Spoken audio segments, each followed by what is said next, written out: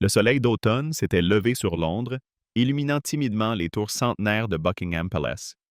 Pourtant, derrière les murs dorés du symbole de la monarchie britannique, l'atmosphère était glaciale. Un communiqué inattendu du roi Charles III venait de bouleverser le royaume. Sa Majesté annonçait une réorganisation des titres royaux, entraînant la perte du titre de reine pour Camilla. Ce geste, sans précédent dans l'histoire moderne de la monarchie, a provoqué un séisme politique et familial. Était-ce une décision purement institutionnelle ou le résultat d'une guerre froide longtemps tue? Pour comprendre cette rupture, il faut plonger dans les coulisses du pouvoir, là où l'amour, le devoir et la vengeance s'entrelacent. Derrière les façades dorées de Buckingham, la tension n'a jamais été aussi palpable.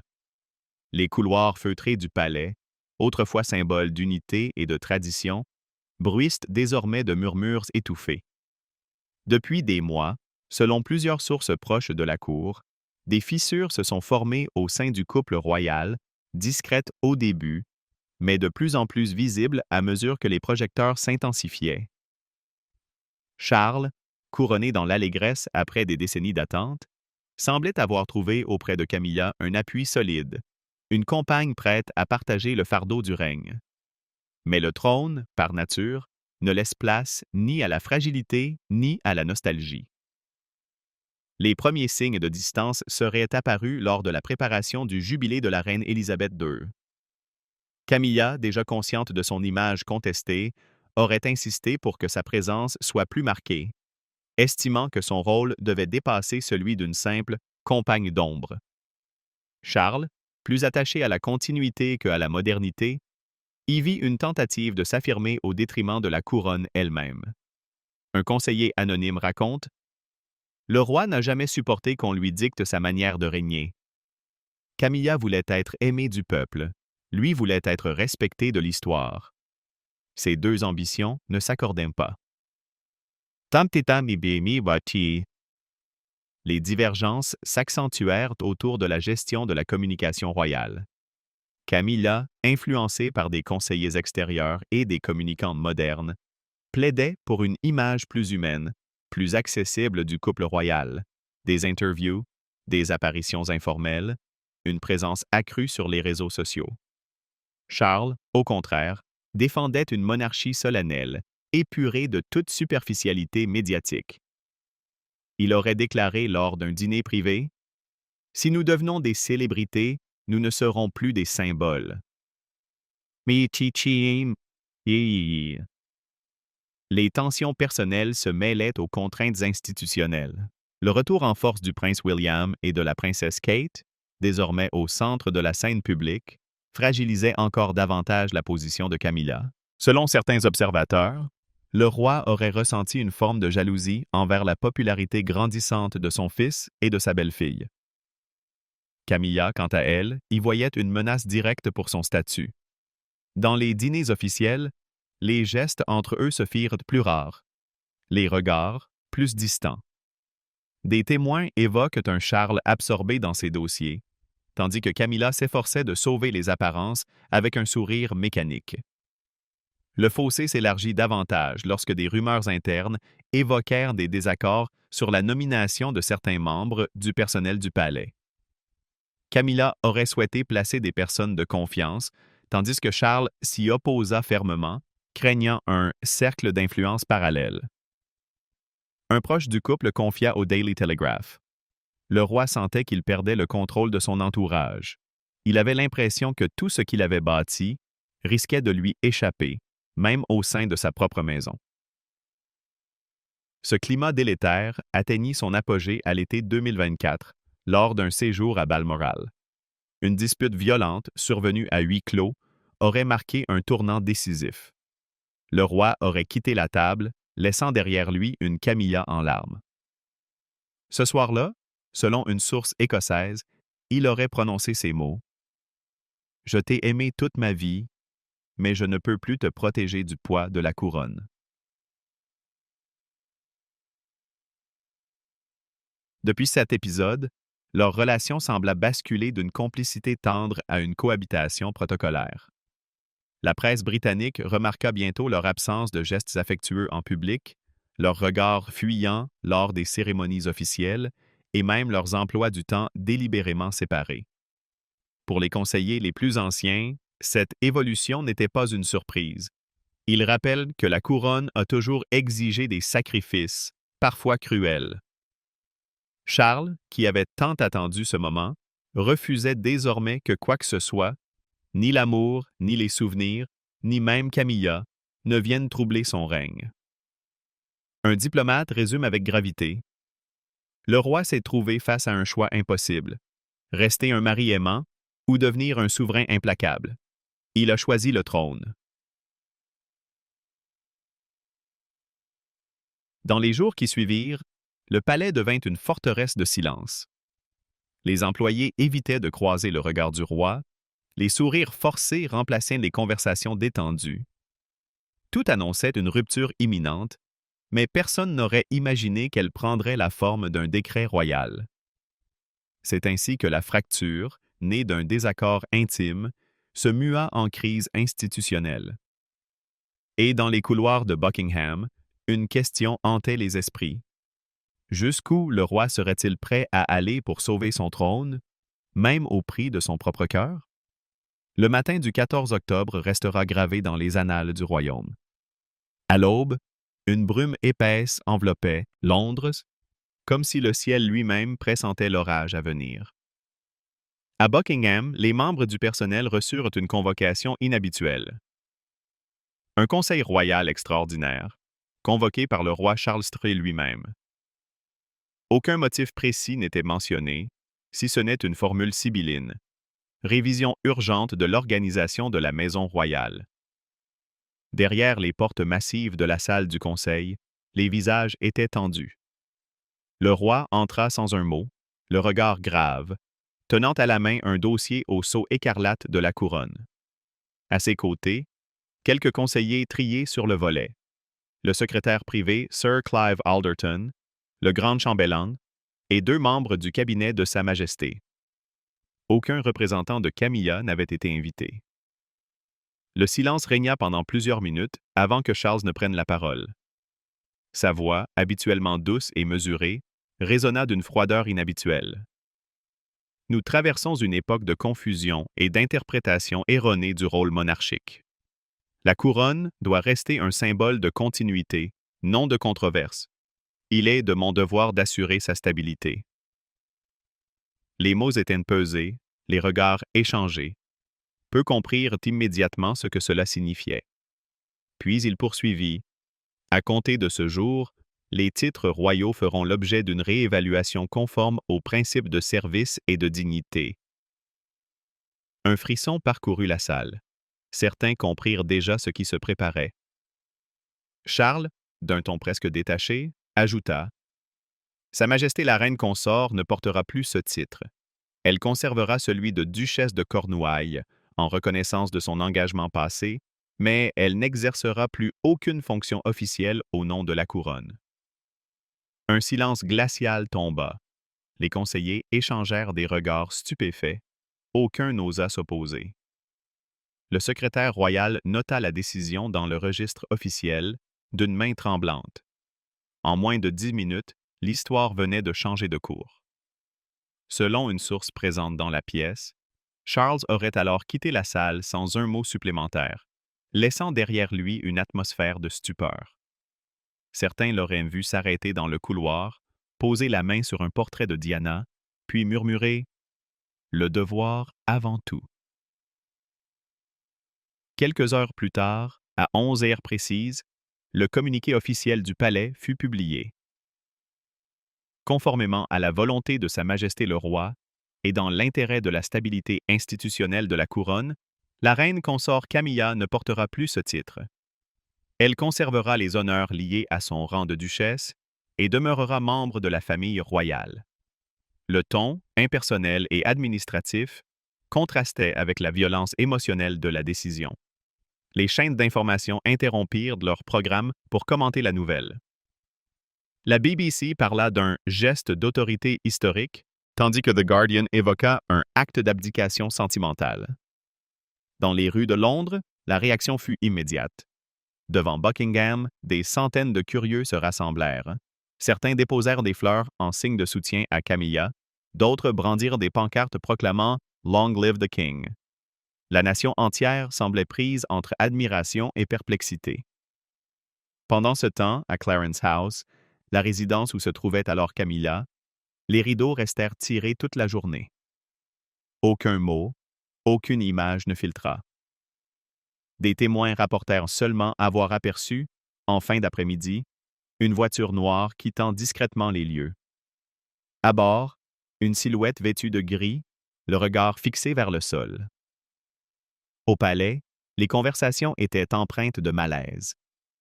Certains hauts fonctionnaires craignaient que la décision ne fragilise la monarchie à un moment déjà sensible, marqué par des débats sur la succession et les coups de la cour.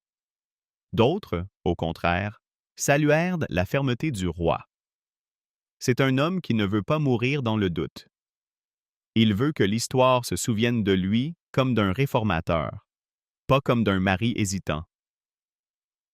La réaction du prince William fut particulièrement scrutée.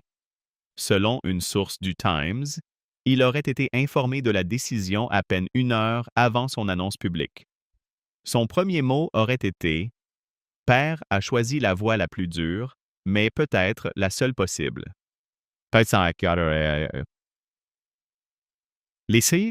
Les chroniqueurs royaux rappelèrent alors que jamais, depuis le renvoi de Wallis Simpson par le roi George VI, une telle rupture entre amour et devoir n'avait été aussi visible.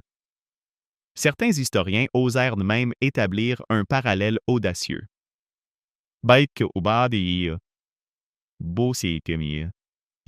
Que George VI a fait pour sauver la monarchie, Charles le fait pour sauver son âme.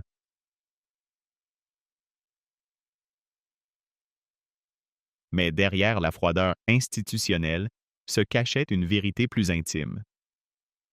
Selon des sources proches du roi, cette décision aurait été précédée de plusieurs semaines d'insomnie, de réflexions douloureuses et de longues promenades solitaires dans les jardins du palais. Il aurait confié à un ami de jeunesse « Si je ne prends pas cette décision maintenant, ce trône deviendra une prison. » Les mots résonnent aujourd'hui comme une confession d'homme acculé par le poids de sa propre couronne. Car, dans cette décision fatidique, il ne s'agissait pas seulement de destituer une reine, mais de choisir, une fois encore, entre l'amour et la légende. Le lendemain matin, le palais semblait plongé dans une léthargie inhabituelle. Les drapeaux flottaient toujours au-dessus de Buckingham, mais une ombre invisible planait sur les murs dorés. Camilla, désormais privée de son titre de reine consort, quitta sa résidence officielle dans un silence glacial. À travers la vitre teintée de sa voiture, on distinguait un visage pâle, figé, celui d'une femme blessée mais résolue à ne pas pleurer devant le monde entier. Selon plusieurs témoins, elle aurait refusé toute escorte et exigé de voyager seule jusqu'à Raymill House, sa propriété privée dans le Wiltshire. Ce manoir, acquis bien avant son mariage avec Charles, fut pendant des années son refuge secret, le seul endroit où elle pouvait être Camilla Parker Bowles, et non une figure royale. Une domestique ayant servi la duchesse confie sous anonymat. Elle est arrivée sans dire un mot. Elle a déposé son manteau, s'est assise devant la cheminée et a regardé le feu pendant plus d'1 heure. Puis elle a murmuré « Il a choisi la couronne, encore une fois. » Les mots trahissaient une douleur ancienne, celle d'une femme qui avait déjà connu la condamnation publique, les moqueries des tabloïds et la haine de ceux qui voyaient en elle la cause de la souffrance de Diana. Et voilà qu'après tant d'années de patience et de silence, l'histoire semblait se répéter, mais cette fois à son détriment. Les journaux britanniques n'ont pas tardé à s'emparer du drame. The Daily Mail titra « La reine déchue, la revanche de la couronne », tandis que The Guardian parla d'un acte d'expiation monarchique. Les réseaux sociaux se sont enflammés. Certains exprimaient leur compassion pour Camilla, symbole d'une femme vieillissante rejetée après avoir tout sacrifié pour l'amour. D'autres saluaient la décision du roi comme une réparation morale envers la mémoire de Diana. Dans les cercles intérieurs du palais, la stupeur laissa place à l'inquiétude. Plusieurs membres du personnel, proches de Camilla depuis des décennies, choisirent de présenter leur démission en signe de loyauté silencieuse. L'un d'eux confia à la presse: Elle n'a jamais voulu être reine. Elle voulait seulement être à ses côtés. Mais au palais, l'amour ne suffit jamais. Les jours suivants furent marqués par un silence total de la part de la duchesse. Aucun communiqué, aucune apparition publique. Ce mutisme, inhabituel pour une personnalité désormais au centre de la tourmente, fut interprété de mille façons. Certains y virent une stratégie de dignité, d'autres une dépression profonde. Les proches racontent qu'elle passe de longues heures dans le jardin de Ray Mill House, observant les roses qu'elle a elle-même plantées, les fleurs préférées de Charles. Parfois, elle se promène seule avec ses deux chiens, Rosie et Bluebell, les seules créatures, selon ses amis, auxquelles elle parle encore avec tendresse. Un ami de longue date du couple, resté proche malgré la crise, raconte: Camilla a toujours été plus forte qu'elle ne le paraît. Mais cette fois, ce n'est pas une tempête médiatique, c'est la fin d'un monde. Elle sait qu'elle ne reviendra plus jamais à Buckingham. La fracture ne se limitait plus au plan intime. Elle prenait désormais une dimension politique. Certains membres du Parlement commencèrent à s'interroger sur les conséquences constitutionnelles de cette destitution symbolique. Était-ce une simple décision interne ou un précédent risquant d'affaiblir la légitimité de la monarchie? Un député travailliste déclara devant la Chambre des communes: Quand le cœur du roi devient le champ de bataille du royaume, c'est tout l'équilibre national qui vacille. À mesure que les jours passaient, le silence du roi renforçait la douleur de Camilla. Aucun appel, aucun message personnel. Seule une lettre officielle, transmise par un huissier du palais, lui fut remise. Une lettre qu'elle aurait ouverte, puis déchirée sans la lire. Un membre de son entourage décrit la scène. Elle s'est levée, a regardé par la fenêtre et a simplement dit: J'ai été son ombre. Maintenant, je suis son fantôme. Les tabloïds publiaient déjà des titres dignes de tragédies shakespeariennes. La reine trahie, l'amour sacrifié sur l'autel du devoir, le fantôme de Diana plane encore sur le trône. Le peuple, lui, semblait partagé entre fascination et malaise. Certains exprimaient leur empathie pour cette femme de 77 ans, prise au piège d'une monarchie qui ne pardonne ni les fautes ni les faiblesses. D'autres voyaient dans sa chute la justice du destin. Elle a pris la place d'une princesse aimée, et le sort l'a rattrapée. Ainsi, Camilla, celle qui avait survécu à tant d'humiliations, devenait à nouveau la figure tragique d'une monarchie en crise. Mais cette fois, il n'y aurait pas de retour possible. Dans les allées silencieuses de Ray Mill House, le bruit du vent semblait murmurer une vérité amère. Même l'amour d'un roi ne résiste pas à la solitude du pouvoir. Alors que le royaume se remettait à peine du choc provoqué par la destitution de Camilla, une autre dynamique se dessinait en coulisses, celle d'une nouvelle génération prête à imposer sa vision de la monarchie. Le prince William, héritier direct du trône, se retrouvait au centre de ce bouleversement silencieux. Son rôle, d'abord perçu comme consultatif, prit en quelques jours une tournure politique d'une ampleur inattendue. Depuis plusieurs années, William incarne une monarchie plus moderne, plus connectée à la réalité sociale du pays. Son mariage avec Catherine Middleton, symbole d'un amour sincère et d'un engagement stable, contrastait avec les tumultes qui ont marqué les décennies précédentes. Ce contraste, bien qu'apprécié du public, avait toujours suscité une forme de rivalité discrète entre père et fils. Charles, visionnaire mais prisonnier de la tradition, voyait en William non seulement son héritier, mais aussi son miroir inversé, jeune, populaire, pragmatique et parfois trop audacieux à son goût. Au lendemain de la décision royale, William aurait été convoqué à Clarence House pour un entretien à huis clos. D'après une source proche du palais de Kensington, la discussion aurait duré plus de 2 heures. Les échanges, bien que respectueux, auraient été teintés d'une gravité rare. William a compris que son père n'agissait pas seulement en souverain, mais en homme blessé, confie un conseiller du prince. Il n'a pas cherché à le contredire. Il a simplement dit « Si c'est ton choix, je le respecterai, mais sache qu'il y aura un prix à payer. »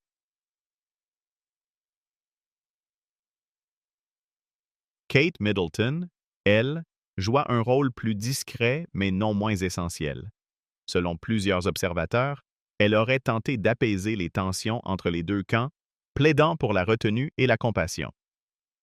Mais ses efforts auraient été vains face à la détermination du roi. Une source du Sunday Times rapporte Catherine savait que Charles ne reviendrait pas sur sa décision. Elle a alors concentré ses efforts sur Camilla, lui envoyant un message privé pour lui témoigner son soutien. Ce geste, rare et courageux, fut salué par la presse comme un signe d'élégance morale. Il renforça encore davantage l'image publique de la princesse de Galles, désormais considérée comme le pilier émotionnel d'une monarchie en reconstruction.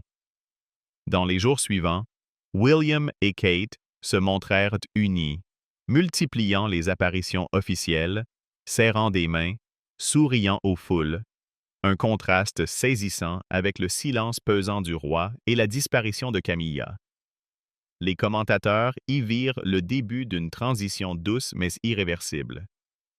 Le couple princier incarnait l'avenir, tandis que Charles semblait déjà appartenir à une autre époque. Un éditorial du Times titra « Le trône regarde vers l'avenir, mais le roi regarde vers le passé. » Cependant, cette nouvelle dynamique n'était pas exempte de calculs politiques. William savait que la stabilité de la monarchie dépendait désormais de sa capacité à maintenir l'unité du peuple.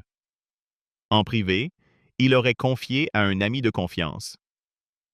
Si nous perdons la confiance du public, tout s'effondrera. Nous devons redevenir humains, pas inaccessibles.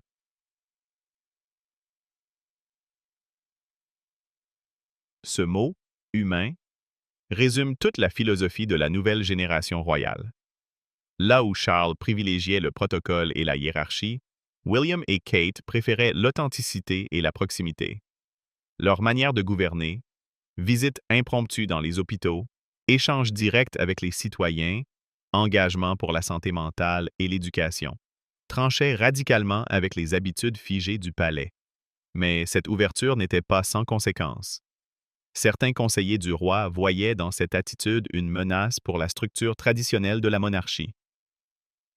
Un proche de Charles s'inquiétait. Le roi estime que William agit parfois comme un premier ministre du peuple plutôt que comme un futur souverain. Cela l'agace profondément. Les tensions père-fils, longtemps contenues, semblaient désormais alimentées par deux visions irréconciliables, celle d'une monarchie institutionnelle et celle d'une monarchie émotionnelle. Le roi voulait préserver le poids du trône. William voulait lui redonner une âme. À cela s'ajoutait un élément plus intime, la mémoire de Diana. Pour beaucoup, William incarnait la revanche symbolique de sa mère, une figure de compassion et de sincérité, là où Charles restait l'homme de la raison et du devoir. Les médias ne manquèrent pas d'exploiter ce parallèle. Le fils de Diana contre le fantôme du passé royal, titra le Mirror. Dans les couloirs du pouvoir, certains y virent un signe.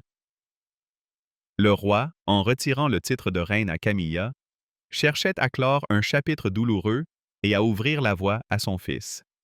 D'autres, plus cyniques, pensaient qu'il tentait de racheter son image auprès du public avant que William ne prenne définitivement le dessus. Quoi qu'il en soit, la fracture générationnelle était désormais actée. D'un côté, un roi solitaire, attaché à son serment de fidélité à la couronne. De l'autre, un prince populaire, marié à une femme adorée du peuple, est déjà perçu comme l'incarnation du futur. Le Royaume-Uni, une fois encore, observait fasciné cette dualité, le devoir contre l'émotion, la tradition contre la modernité, le père contre le fils. Et au milieu de cette bataille silencieuse, une question persistait dans les esprits britanniques. Le roi Charles avait-il déclenché, sans le vouloir, le compte à rebours de sa propre relève? À peine 24 heures après l'annonce officielle du retrait du titre de reine consort à Camilla, la tempête s'était propagée bien au-delà des frontières britanniques. Ce qui n'était, au départ, qu'une crise intime au sein du palais de Buckingham, devint en quelques heures une affaire d'État à portée internationale. Dans les capitales européennes, la nouvelle fit la une des journaux. À Madrid, la presse évoqua un tournant tragique dans la monarchie britannique. À Stockholm, les conseillers du roi Carl XVI Gustave s'interrogèrent sur la stabilité future du Commonwealth. À La Haye, la reine Maxima aurait confié en privé à un proche diplomate. Quand un souverain choisit le devoir contre le cœur, c'est l'Europe entière qui retient son souffle. Le geste de Charles fut perçu comme à la fois audacieux et brutal. Dans les cercles diplomatiques, certains y virent une tentative d'affirmer son autorité face à un scepticisme grandissant. D'autres, plus critiques, parlèrent d'une manœuvre désespérée pour rétablir une image royale ternie par des décennies de controverses. Mais c'est au Royaume-Uni même que la déflagration fut la plus vive. Les rues de Londres, habituellement paisibles autour de Green Park, devinrent le théâtre d'une manifestation silencieuse. Des centaines de citoyens déposèrent des fleurs et des lettres à proximité du palais, certaines adressées à Camilla, d'autres au roi. Sur l'une d'elles, on pouvait lire « Nous vous avons pardonné, Majesté.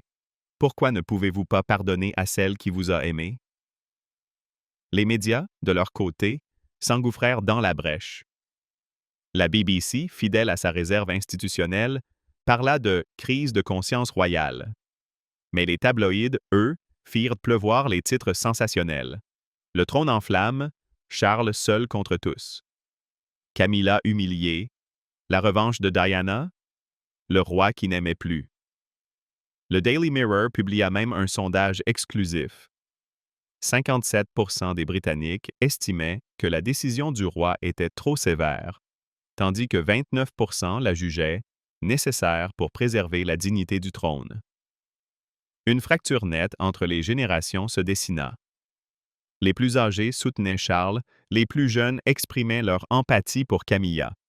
Dans les pubs, les cafés et les marchés, le débat devint quotidien. Un chauffeur de taxi londonien résuma l'opinion populaire. Il voulait être un roi moderne, mais il vient de rappeler au monde que la monarchie reste une cage dorée. À l'étranger, les chancelleries se mirent à spéculer sur les répercussions politiques. Les ambassadeurs du Commonwealth, notamment du Canada et de l'Australie, demandèrent des éclaircissements sur le rôle futur de la duchesse dans les affaires officielles.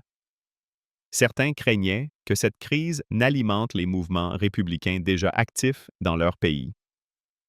Un éditorialiste australien écrivit « Si la monarchie britannique se divise de l'intérieur, pourquoi devrions-nous continuer à lui prêter allégeance? » Pendant ce temps, les experts en images publiques s'efforçaient d'évaluer les dégâts. L'agence de communication du palais, déjà affaiblie par les départs successifs, tenta de contrôler le récit.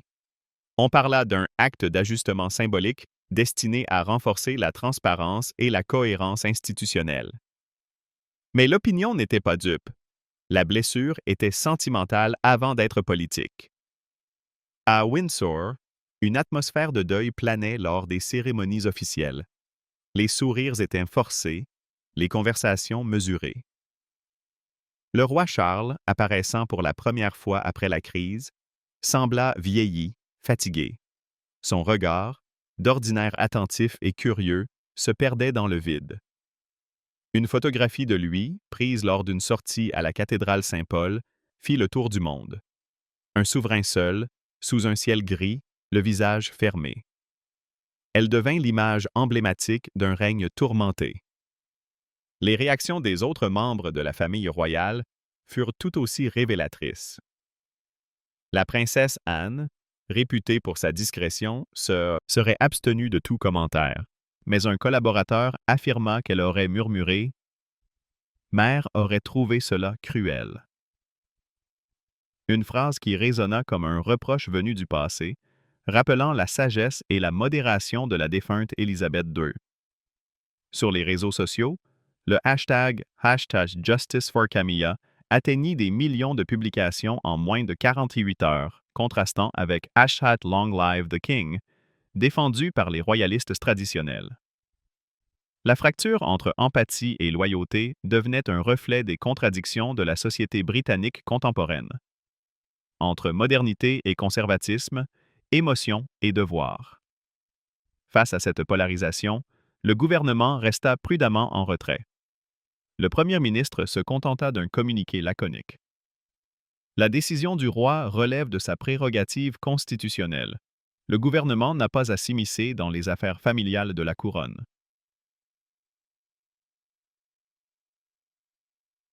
Mais dans les coulisses de Westminster, plusieurs députés murmuraient déjà que la monarchie traversait sa crise la plus sérieuse depuis l'abdication d'Édouard VIII. Une députée du Parti travailliste osa même déclarer à la Chambre « Ce qui se passe à Buckingham n'est pas un scandale sentimental, c'est un miroir tendu à notre époque, celle où les symboles se fissurent. » Ainsi, dans les salons londoniens comme sur les places publiques, une même question revenait sans cesse. La monarchie survivra-t-elle à ce séisme moral? Le roi Charles, en croyant défendre la stabilité de l'institution, n'avait-il pas au contraire ouvert la porte à un doute existentiel, celui de savoir si le trône, aujourd'hui, peut encore incarner l'amour, la loyauté et la vérité? Depuis la tempête, le temps semblait s'être arrêté à Buckingham. Les couloirs du palais, autrefois animés par le va-et-vient des courtisans, résonnaient désormais d'un silence solennel. Charles III, seul dans son bureau lambrissé, observait la pluie tomber sur les jardins du palais. Les gouttes s'écrasaient lentement contre les vitres, dessinant des sillons pareils à des larmes sur le verre. Ce jour-là, personne n'osa frapper à sa porte. Depuis la destitution de Camilla, le roi s'était retranché dans un mutisme presque religieux. Ses collaborateurs décrivent un homme affaibli, à la fois physiquement et moralement. Les nuits sans sommeil s'étaient multipliées. Dans sa chambre, sur la table de chevet, une photo de Camilla, prise lors de leur mariage en 2005, restait posée à côté d'un exemplaire de la Bible et d'un carnet de notes. Un valet confia discrètement. Il la regarde chaque soir avant d'éteindre la lumière. Il ne dit rien, mais ses yeux parlent pour lui. Pour la première fois depuis son couronnement, le roi donnait l'impression d'être un homme prisonnier de sa propre décision.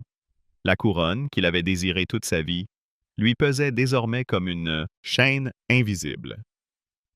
Certains membres du personnel ont noté un changement dans son attitude, moins autoritaire, plus contemplatif. Il passait de longues heures à marcher dans les jardins, sans escorte, parfois sous la pluie, murmurant des mots à peine audibles. Un proche, témoin d'une de ces promenades, raconta « Il répétait sans cesse « J'ai voulu le bien du royaume, mais ai-je oublié le bien de mon âme? »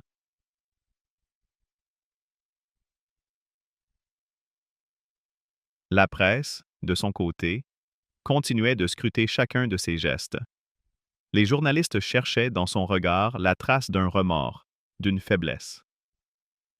Mais le roi, fidèle à son éducation, refusait tout commentaire. Lors de son apparition à la cérémonie du souvenir, il s'inclina devant le monument aux morts avec une gravité inhabituelle. Le vent souleva doucement son manteau noir et les caméras captèrent un instant où il ferma les yeux, comme pour prier, non seulement pour les soldats, mais peut-être pour lui-même. Les analystes royaux interprétèrent ce geste comme un signe de repentir silencieux. Un éditorial du Times écrivit « Ce n'est plus le souverain qui pleure aujourd'hui, mais l'homme. » Dans l'intimité du palais, Les rares conversations qu'il acceptait tournaient autour du devoir, du sacrifice et de la solitude. Il aurait confié à son confesseur: J'ai passé ma vie à chercher la paix. Je découvre aujourd'hui qu'elle ne se trouve pas sur le trône. Ces mots, rapportés avec prudence, résonnèrent comme une confession. L'homme qui avait tant attendu pour régner découvrait la cruauté de sa propre victoire. Même sa relation avec le prince William semblait teintée d'une distance nouvelle. Bien qu'ils se rencontrent régulièrement pour les affaires d'État, les échanges restaient froids et formels. William, conscient du poids que portait son père, aurait tenté de lui tendre la main, mais sans succès. Le roi, selon un proche, vit désormais dans une forme d'exil intérieur. Quant à Camilla, elle demeurait à Raymill House, refusant toute visite. Les rares fois où elle acceptait de répondre à ses amis, c'était pour dire « J'ai aimé un homme, pas un roi, mais c'est le roi qui m'a quitté ». Cette phrase, reprise par plusieurs journaux, fit le tour du monde. Certains y virent un cri d'amour, d'autres une condamnation.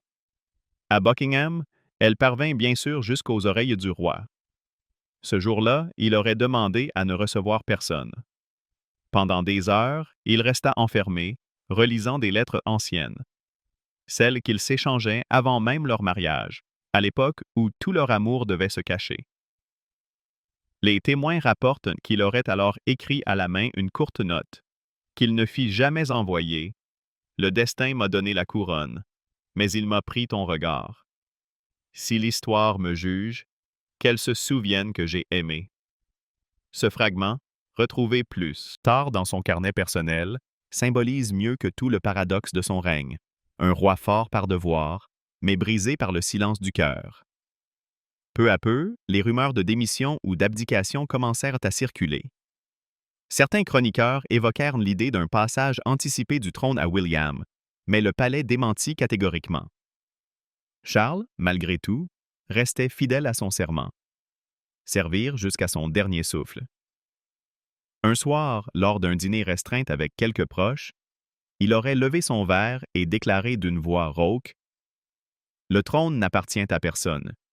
Il nous emprunte nos vies pour un temps. »